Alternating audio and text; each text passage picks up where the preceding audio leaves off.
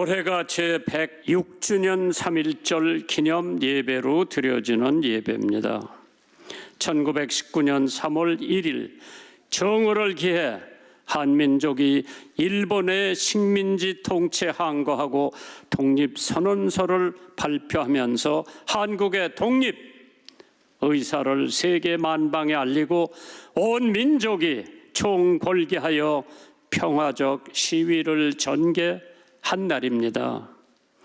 대략적인 통계에 의하면 이 독립운동에 참가한 인원수가 약 220만이라고 합니다. 그 당시에 우리나라 인구가 노약자와 아이들을 빼면은 1천만 명인데, 그렇다면은 5분의 1이 우리 민족이 독립운동에 가담했다고 하는 말입니다. 한국 교회의 아버지라고 불리는 길선주 목사님, 독립선언서 민족 대표 33명 중에 한 사람으로서 우리나라 최초 장로교 목사님이었습니다. 길선주 목사님은 평양에 장대한 교회를 설립하시고 2,000명을 수용할 수 있는 예배당을 세운 훌륭한 분입니다. 대한민국, 누가 이 땅을 고칠 수가 있나? 오늘 본문에 있는 말씀 3가지를 조건으로 구비되면 하나님께서 그 교회를 부흥시켜주고 그 땅, 대한민국을 고쳐 주실 것을 믿으시면 아멘 하시기 바랍니다. 첫째, 회개가 부흥의 길이라고 했습니다. 역대하 7장 14절에 내 이름으로 일컫는 내 백성이 그 악한 길에서 떠나라 그랬어요. 미워하는 마음은 사랑하는 마음으로, 질투하는 마음은 온화한 마음으로, 다투는 마음은 협력하는 마음으로, 시기하는 마음은 교제하는 마음으로 바꿔야 부흥의 불길이 일어날 줄 압니다. 나 개인의 회개가 절대 필요합니다. 회개하라, 천국이 가까웠느니라. 사도행전 2장 38절에 베드로가 가로되 너희가 회개하여 각각 예수 그리스도의 이름으로 세례나 침례를 받고 죄사함을 얻으라, 그리하면 성령을 선물로 받는다고 했습니다. 베드로도 회개했습니다. 시몬 베드로가 이를 보고 예수의 무릎 아래 엎드려 가로되 주여 나를 떠나소서 나는 죄인이소이다. 자기가 죄인을 인식하고 하나님 앞에 개인 회개를 했습니다. 개인이 회개하고 하나님께서 교회, 가정, 나라를 살려주는 회개의 기도가 있어야만 대한민국이 고쳐질 수 있습니다. 다윗도 사무엘하 12장 13절에 보면 다윗이 나단에게 이르되 내가 여호와께 죄를 범하였으니, 나단이 다윗에게 대답하여 여호와께서도 당신의 죄를 사하셨나니 당신이 죽지 아니하려니와 이 일로 인하여 여호와의 원수로 크게 회방할 거리가 없게 하였으니 당신이 낳은 아이가 정령 죽는다고 했습니다. 벳시바하고 죄를 범한 다음에 나단이라고 하는 유명한 선지자가 하나님께서 너 다윗에게 가라, 가서 다윗의 잘못을 지적해라. 그때 나단 선지자가 지혜롭게 직통으로 말한 것이 아니라 어느 사람이 먼 데서 부자를 찾아왔는데 그 부자가 자기 많은 양떼 중에서 하나 잡아다가 손님 대접한 것이 아니라 가난하게 사는 사람 집에 양 한 마리가 있어.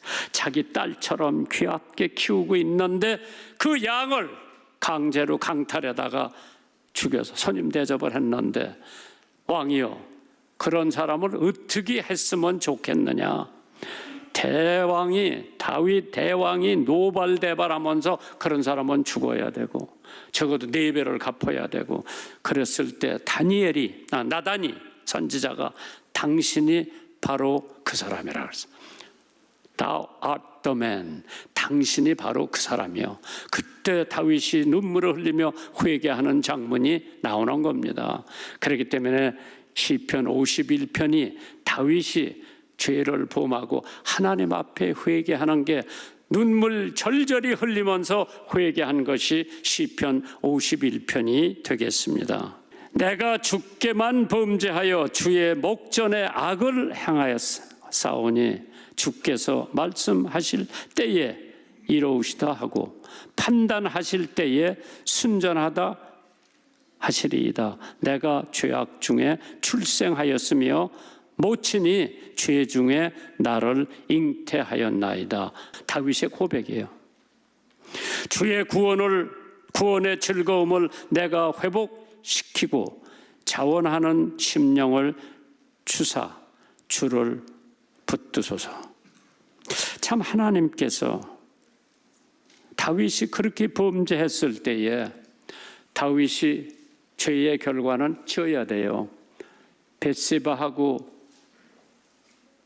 난 아들이 얼마 살다가 죽었어. 걔가 병들어 죽게 돼 있을 때 다윗 왕은 식음을 전폐했다고 그랬어요.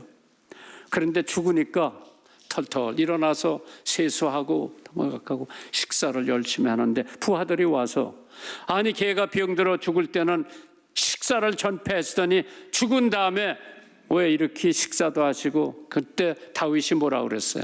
내가 걔는 다시 이 땅에서 만날 수 없지만은 내가 걔가 하늘나라에 가서 만날 수 있다는 희망을 가졌기에 툭툭 털고 일어나서 회개하고 하나님 앞에 바로 섰습니다.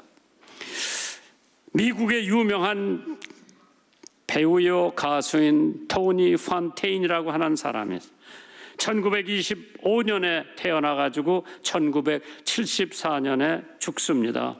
그런데 1957년 교통사고로 갈빗대 7개, 2다리가 부러졌고 두개골이 완전히 파열됐고 척추뼈가 달구되어 의식을 잃었습니다. 30일 동안 의식이 없다가 30일 지난 다음에 의식이 조금 생겼어요. 하나님, 저를 한 번만 살려주시고 회복을 시켜주십시오. 그러면 어머님이 가르쳐 주셨던 찬양, 하나님이 참새를 지키신다. His eyes is on the sparrow. 그 찬송으로 많은 사람들에게 은혜를 끼치고 토니 판테인은 이제 덤으로 살게 해주시고 그 생명을 하나님의 영광을 위해서 성가만 부르기로 약속을 했습니다. 하나님이 쓰시는 자녀, I am his to command, 불러가면서 많은 사람들에게 히트곡으로 하나님 앞에 영광을 돌리고 많은 사람들에게 은혜를 끼쳤던 그 찬송, His eyes is on the sparrow. 함석원 교수가 한번 불러드릴 테니까 들으시고 가사를 통해서 은혜 받으시기 바랍니다.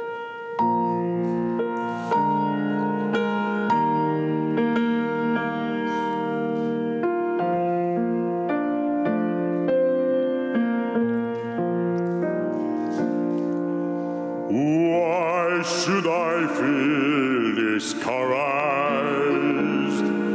Why should I shadows come?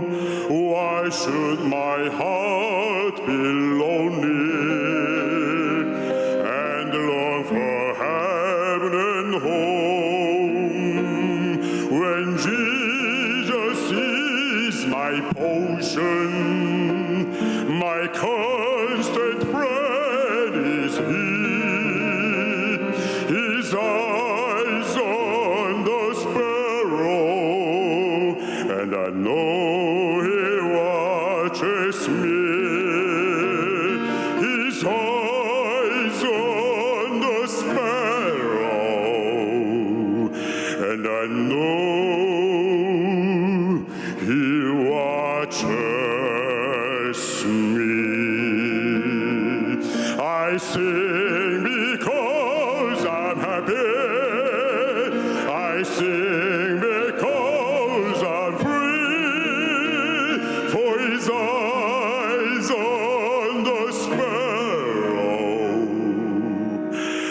I know He watches me. I sing because I'm happy. I sing because I'm free.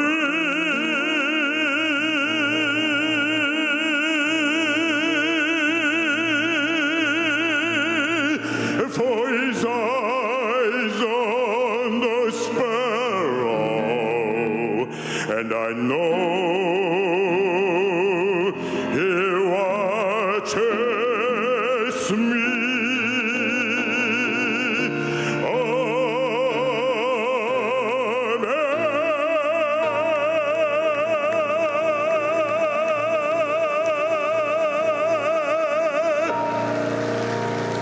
참새를 지켜주시는 하나님께서 나도 지켜주신다.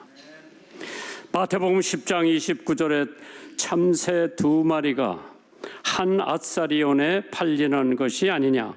그러나 너의 아버지께서 허락지 아니하시면 그 하나라도 땅에 떨어지지 아니하리라. 참새를 지켜주시는 하나님이 토니 판테인 유행가 가수도 지켜주신다. 두 번째로 가정이 회개를 해야 됩니다. 개인이 회개하는 것도 중요하지만 가정이 하나님 앞에 회개해야 된다. 고넬료 가정의 회개가 얼마나 중요했습니까? 사도행전 10장 2절에 고넬료가 경건하여 온 집으로 더불어 하나님을 경외하며 백성을 많이 구제하고 하나님께 항상 기도를 하더라. 왜 부모님은 믿음이 좋은데 자녀들은 방종을 하나? 가정이 회개하고 가정이 하나님을 섬기고 가정이 하나님 앞에 영광을 돌릴 때 하나님이 부흥을 일으켜주는 줄 믿습니다. 빌립보 간수가 회개를 했죠. 사도행전 16장 25절에 밤중쯤 되어 바울과 실라가 기도하고 어디서? 감옥소 안에서 하나님을 찬미하며 그의 죄수들이 들었다. 그것도 조용히 한 게 아니라 소리 높여서 찬양을 하니까 죄수들이 들었죠. 그때 간수 총 책임자가 횃불을 들고 와서 선생들이여, 내가 어떻게 해야 구원을 받느냐? 바울 사도가 주 예수를 믿어라. 그리하면 너와 네 집이 구원을 얻으리라. 세 번째로 백성이 회개해야 합니다. 에스겔 18장 30절에 나 주 여호와가 말하노라. 이스라엘 족속아, 내가 너의 각 사람이 행한 대로 국문할지라. 너희는 돌이켜 회개하고 모든 죄에서 떠날지어다. 그리한즉 죄악이 너희를 패망케 아니하리라. 이걸 주 여호와가 말하노라. 대한민국 족속들아, 내가 너희 각 사람에게 행한 대로 국문할지어다. 판단한다는 거죠. 회개하고 모든 죄에서 떠날지어다. 그런즉 죄악이 너희를 패망케 아니하리라. 미국의 유명한 목사 한 분이 계세요. R.A. 토리 목사님이 어느 날 한 부인이 찾아와서 목사님, 저는 예수를 바로 믿고 싶습니다. 좀 더 뜨겁게 믿고 싶고 은혜 충만한 가운데 살고 싶습니다. 그래서 부흥회도 여러 번 다녔으며 애썼는데 은혜가 오지를 않습니다. 뜨거운 은혜 속에 살아야 되겠는데 어떻게 하면 좋겠습니까? R.A. 토리 목사님께서 지혜로운 말씀으로 가르쳐 주셨습니다. 오늘부터 한 가지만 제목을 놓고 기도해라. 자신을 위해서 기도해라. 하나님 아버지, 나 자신을 알게 해주세요. 자신을 똑바로 보여달라고 기도하십시오. 부인은 토리 목사님의 말씀대로 자신의 모습을 보여달라고 기도를 합니다. 결국 자신의 추하고 더러운 죄인의 모습을 깨닫게 되고 사기, 질투, 명예욕, 욕심, 게다가 거짓, 너무 더럽고 추해서 고개를 들 수 없도록 느꼈습니다. 그래서 풀이 죽은 모습으로 다시 토리 목사님을 찾아와 부인이 목사님, 제 모습을 바라보니 그저 부끄러울 뿐입니다. 그러자 토리 목사님은 다음은 이렇게 대답을 해줬습니다. 그렇다면 이제는 이렇게 기도를 하세요. 십자가를 알게 해주세요. 십자가의 은혜를 알게 해주세요라고 기도하세요. 그리고 날마다 십자가를 생각하세요. 부인은 목사님의 말씀대로 십자가의 참된 의미를 깨닫게 해달라고 열심히 기도를 합니다. 기도하던 중에 십자가의 피로서 자신의 죄를 씻어주시는 예수님의 용서를 깨닫게 되었다고 그러죠. 그래서 회개하고 놀라운 용서의 은혜를 체험하고 갑작스러운 마음으로 하나님을 찬양하게 되었답니다. 하나님의 은혜를 체험하면 두 가지가 발견할 수 있는데 나는 죄인이고 십자가에 달리신 예수님의 모습에는 용서가 보이더랍니다. 그리고 요한 1서 1장 8절 9절을 만일 우리가 죄 없다면 스스로 속이고 또 진리가 우리 속에 있지 아니할 것이요 만일 우리가 우리 죄를 자백하면 저는 미쁘시고 의로우사 우리 죄를 사하시며 모든 불의에서 우리를 깨끗하게 하실 거라고 하는 말씀이 자기에 와 닿아서 완전한 변화를 받고 돌아갔다고 그러죠. 두 번째, 겸손이 부흥의 길이라고 했습니다. 역시 역대하 7장 14절에 내 이름으로 일컫는 내 백성이 그 악한 길에서 떠나 겸비하고, 겸비라는 건 겸손해라는 거죠. 신앙의 가장 큰 대목이 있다면 겸손이에요. 겸손이 부흥의 지름길이라고 했어요. 두 가지 겸손이 있어 우리에게는. 사람 앞에서 겸손, 인위적인 겸손이죠. 베드로전서 5장 5절에 젊은 자들아 이와 같이 장로들에게 순복하고 다 서로 겸손으로 허리를 동이라 하나님이 교만한 자를 대적하시고 겸손한 자에게 은혜를 주신다. 사람 앞에서 겸손하다고 하나님 앞에서 겸손한 게 아닙니다. 두 번째는 하나님 앞에 겸손, 신앙적인 겸손이에요. 빌립보서 2장 3절에 아무 일에든지 다툼이나 허용으로 하지 말고 오직 겸손한 마음으로 각각 자기보다 남을 낮게 여기라 그랬어요. 사람이 마음이 교만은 멸망의 선봉이요 겸손은 존귀의 앞잡이라 그랬죠. 하나님을 위해서 겸손은 구원도 받을 수 있고 부흥도 일으킬 수가 있고 성령 충만함을 받을 수도 있고 영예를 얻을 수도 있다고 했습니다. 하나님은 겸손한 사람을 들어 쓴다고 하죠. 두 사람이 성전으로 기도하러 갑니다. 한 사람은 성전 앞자리에 와서 열심히 기도를 합니다. 나는 저 바리새인과 같이, 아니 나는 저 세리와 같이 간음도 안 하고 일주일에 예배도 가서 보고 또 어려운 사람들도 도와주고 자기 칭찬을 합니다. 두 번째, 세리 가슴을 치면서 하나님 나는 죄인입니다. 나의 죄를 용서해 주세요. 그때 예수님께서 그 두 사람의 기도를 누가 응답받고 갔겠느냐? 물론 바리새인이 아닌 세리가 응답받고 갔다 그랬죠. 겸손한 사람은 하나님이 쓰십니다. 수고하고 무거운 짐진 자들아 다 내게로라 내가 너희를 쉬게 하리라. 나는 마음이 온유하고 겸손하니 나의 멍에를 메고 내게 배우라. 그리하면 너의 마음이 쉼을 얻으리라. 모세를 쓰신 이유는 모세가 겸손했어요. 말도 못한다고 그랬죠. 이스라엘 가서 민족을 해방시키라고 그러는데 나도 말도 더듬고, 내가 내려가면 그 사람들이 너 누구가 보내서 왔느냐 그러면 누가 보내서 왔다고 그러니까 그때 하나님께서 I am, 내가 보냈다고 그래라. I am, 그게 하나님의 이름이요. 모세가 그렇게 겸손했기 때문에 자기 형 아론을 데려다니면서 대변인을 시켰죠.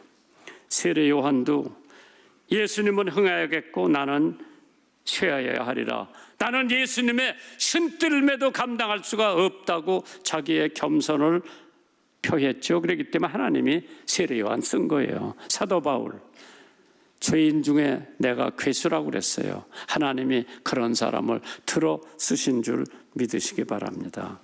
참 하나님께서 이 나라를 고쳐주시려고 그러는데 어떻게 해야 이 나라가 고쳐지나?